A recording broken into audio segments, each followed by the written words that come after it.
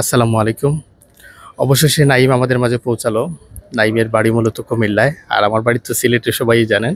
So Naim আমাকে প্রথমত যেভাবে ট্রাস্ট করেছিল তা আসলে আমার নিজের কাছেও অনেকটা আনট্রাস্টেবল মনে হয়েছিল। কারণ এভাবে মানুষ কখনো মানুষকে বিশ্বাস করতে পারে না। কারণ তার বাড়ি কুমিল্লায়, আমার বাড়ি সিলেটে এবং আমার অফিস হচ্ছে কাতারে। যদিও আমার অন্যান্য জায়গায় ২-১ টা অফিস রয়েছে, কিন্তু কাতার হচ্ছে আমার মেইন অফিস এবং কাতারেই তখন আমি অবস্থান করছিলাম। কিন্তু নাইম যেভাবে আমাকে ট্রাস্ট দেখিয়েছে বা যে বিশ্বাস দেখিয়েছে তা কখনো ভোলার মতো নয়। নাইম যখন শুরু কাজ করেছিল তখন তার ফ্লাইটে ছিল, মানে স্টার্টেড ওয়ার্ক ছিল Bangladesh two Qatar, Qatar two Romania.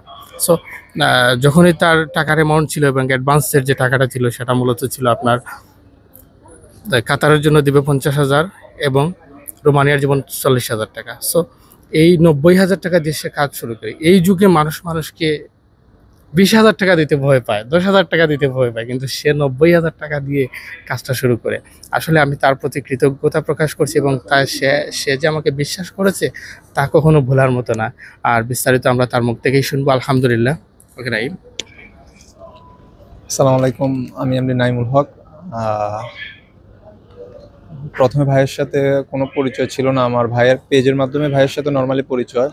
And ভাইয়ার পেজটা যখন আমার চোখের সামনে পড়ে, অ্যান্ড আমি এটা প্রথমে 2 দিন স্ক্রল করি, যে তার সম্পর্কে জানার চেষ্টা করি।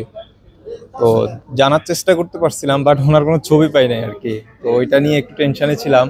তো পরে যাক, ওনাকে হোয়াটসঅ্যাপে নক দিলাম, ওনার সাথে কথা হলো, অ্যান্ড সব কিছু মিলিয়ে ওনার কথাবার্তা বা আদার্স যে বিষয়গুলো সব কিছু আমার ভালো লেগেছিল। অ্যান্ড বিশ্বাস তো আসলে কাউকে করা যায় না, তবে কিছু কিছু ক্ষেত্রে কথাবার্তা বা তার মানে চারপাশের আবহাওয়া দেখে তাকে বিশ্বাস করাটা যায়। তো আমি ওই ক্ষেত্রে ওইভাবে আমি ওনাকে বিশ্বাস করেছিলাম। অ্যান্ড ওনার সাথে পরিচয় হওয়ার 2 দিনের মাথায় আমি ওনার কাছে ফাইল জমা দিয়েছিলাম।